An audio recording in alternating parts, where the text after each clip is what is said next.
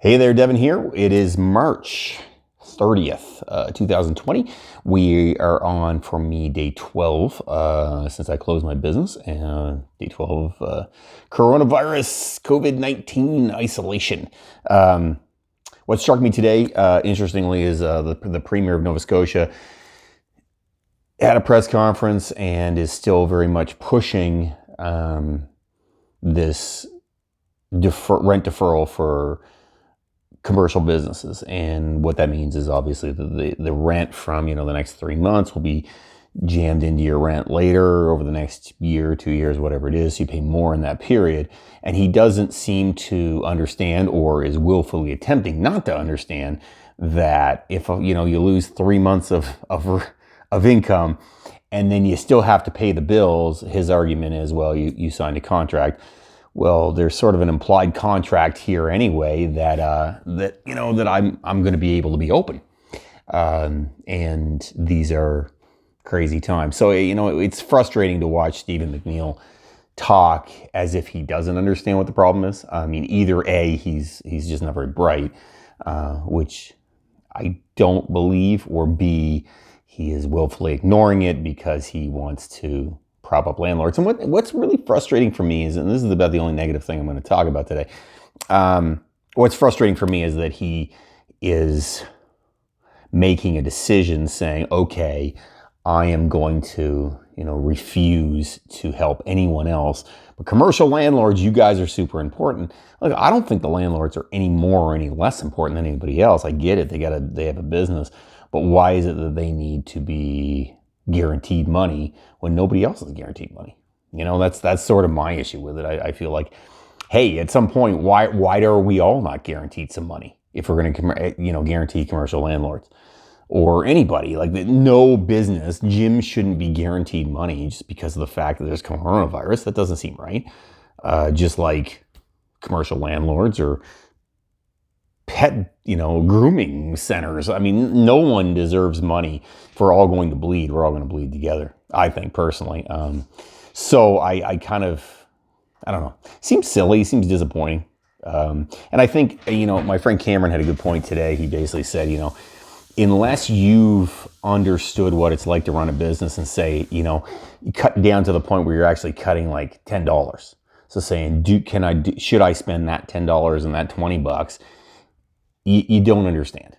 You don't get it, and you never really will get it, because when you're at the point when you don't know how you're going to spend, or you need to cut out $10 or $20 out of your bottom line, you get serious business stuff. Like, that's when you get it. If you're worried about cutting, $1,000, $5,000, you don't understand it. You don't get it, and you never will get it, because for you, money's never been a problem. Quite often it's tough because I think people who are guaranteed with government, they don't understand. They have a guaranteed paycheck and it's going to come in all the time, and there's no concern, and their business isn't going to go under.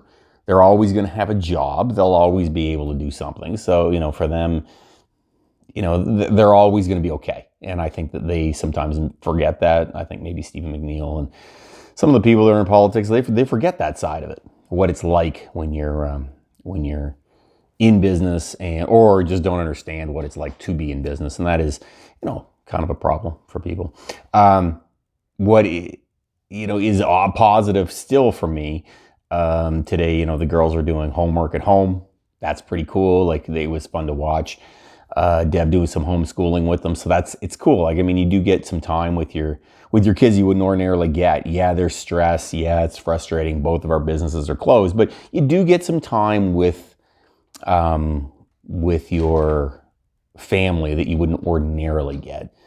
So, I think my trainer, Bobby, said it best. He's like, if this was any other time, it'd be super cool. Like, this is a really cool experience, except we're all worried about where our next, how we're going to pay bills in 2 days. You know what I mean?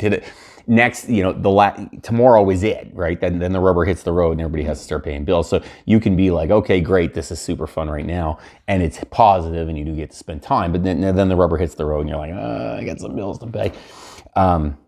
Anyway, that's my thought. And we're still getting time.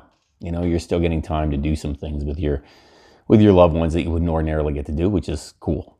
Overall, it really is kind of cool to be off in that manner. I've been thinking a lot about the economy recently. I know my brother thinks that, this thing's going to mutate and we're all going to die. I prefer to look at it on the positive side, or at least attempt to look at it on the positive side. I think we're all going back to work at some point. I mean, in the end of the day, COVID is not disappearing. And that's sort of my thought, is that it's not often that I would say that I would agree with anything Donald Trump has to say, but at some point you do have to reopen the economy. The question is when. Like, we can't be closed for the next 6 months. Because governments don't have money to spend and everybody's out of, we do have to run government like we're running we have to run government like we're running a business. And at some point, we can't just keep spending money and leaving people home. I'm curious to see what happens on the backside of that when people have to go back to work. How many people are going to be willing to go back to work, and who is going to sit around and go, I don't want to go back to work? Because there's going to be somebody that says, I need to stay home permanently for the rest of my life. There's going to be those. I mean, because right now there's people who are super pleased because they're getting to stay home and this is what they've been looking for.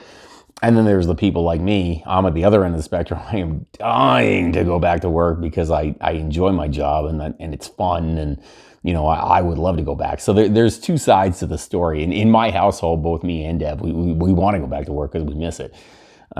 So it does make you realize just how much you love what you do, and that's a positive. When you realize, hey, this is, I actually do enjoy what I do, and it's a lot of fun, and I get to be around people I enjoy, and those things. When you're taken away from it, you miss it. I mean, what's the old saying? Absence makes the heart grow stronger.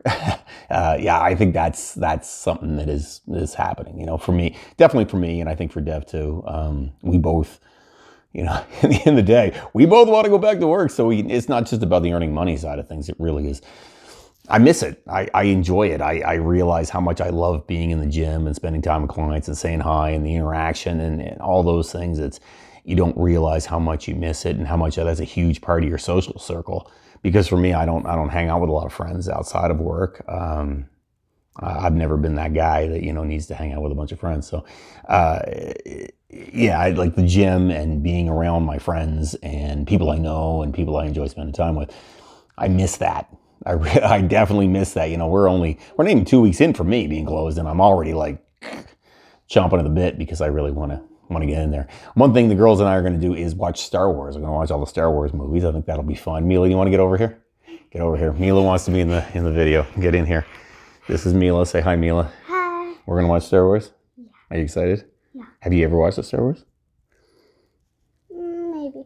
I'll tell you an interesting story. So when I was a kid, the first time I went to watch the first Star Wars, I was so little that I couldn't read the words. I'll show you when we watch the movie. Mm-hmm. I couldn't read the words that went up the stage and up the screen, and my mom had to read them to me.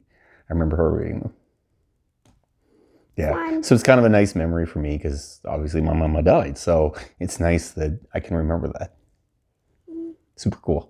Super cool. Anyway, so today I will read them to you, and then you will remember that later on when you get older. That cool? Yeah. You want to say anything? How was your day today? Good.